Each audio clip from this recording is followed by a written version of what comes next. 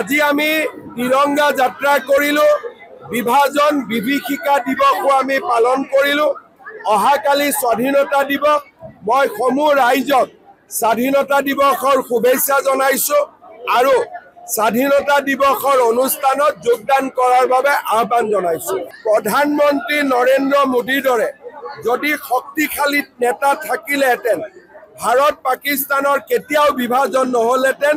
জৱাহৰলাল নেহৰুৰ দৰে দুৰ্বল নেতৃত্বৰ বাবে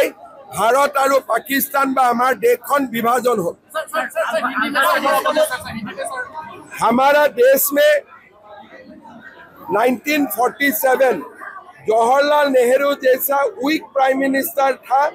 इसीलिए हमारा देश का विभाजन हुआ। अगर आज की तरफ हमारा देश में शक्तिशाली नेतृत्व होते थे तब हमारा देश का कभी भी विभाजन नहीं होते थे।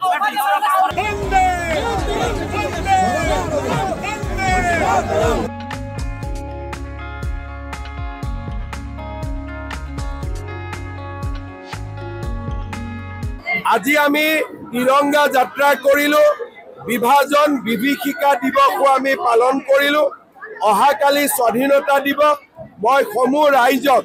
স্বাধীনতা দিৱসৰ শুভেচ্ছা জনাইছো আৰু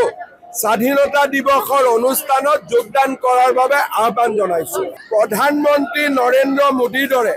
যদি শক্তিশালী নেতা থাকিলেহেঁতেন ভাৰত পাকিস্তানৰ কেতিয়াও বিভাজন নহলহেঁতেন জৱাহৰলাল নেহৰুৰ দৰে দুৰ্বল নেতৃত্বৰ বাবে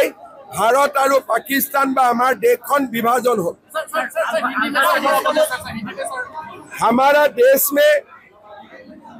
1947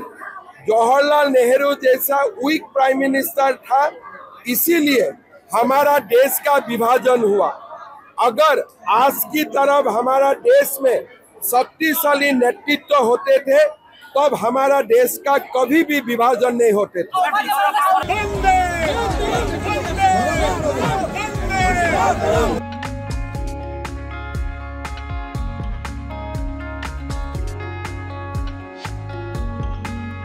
আজি আমি तिरंगा যাত্ৰা কৰিলো বিভাজন বিভীষিকা দিৱসও আমি পালন কৰিলো অহাকালি স্বাধীনতা দিৱস মই সমূহ ৰাইজক স্বাধীনতা দিৱসৰ শুভেচ্ছা জনাইছো আৰু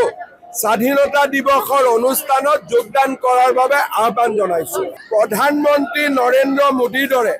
যদি শক্তিশালী নেতা থাকিলেহেঁতেন ভাৰত পাকিস্তানৰ কেতিয়াও বিভাজন নহলহেঁতেন জৱাহৰলাল নেহৰুৰ দৰে দুৰ্বল নেতৃত্বৰ বাবে भारत और पाकिस्तान बा हमार देश विभाजन हो हमारा देश में 1947 जवाहरलाल नेहरू जैसा वीक प्राइम मिनिस्टर था इसीलिए हमारा देश का विभाजन हुआ। अगर आज की तरफ हमारा देश में शक्तिशाली नेतृत्व होते थे तब हमारा देश का कभी भी विभाजन नहीं होते थे।